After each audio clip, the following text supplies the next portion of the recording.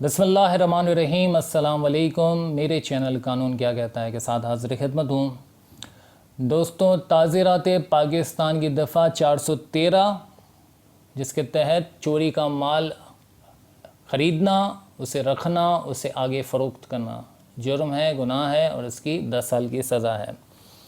हमारे मुल्क में, माशरे में चोरियाँ होती हैं। ये जो स्ट्रीट क्राइम होते हैं, मोबाइल फ़ोन चोरी किए जाते हैं, घरों से सोना चोरी किया जाता है, देहात और गाँव के अंदर जो अनाज उगता है, ट्रांसपोर्टेशन इसकी जो होती है शहरों की जानिब, वहाँ से गाड़ियाँ अनाज की, चावल की, गंदम की, दालों की चोरियाँ हो जाती हैं।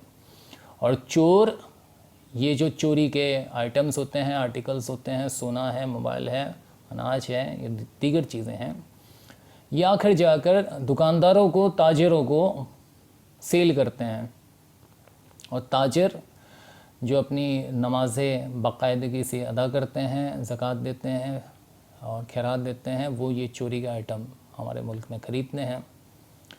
और जब पुलिस इन पे रेड करती है, मोबाइल मार्केटों को रेड करती है, छापे लगाती है, गिरफ़्तारियाँ करती है, तो ताजिर एहतजाज करते हैं, अरे भाई, अगर आप कोई चीज़ 10,000 की है, आप 2,000 के अंदर उसको परचेज़ कर रहे हैं, आपको नहीं पता ये चोरी का आइटम है, आपको पता होता है, गलत है, गुनाह है, जुर्म है और इसकी 10 साल की सज़ा है।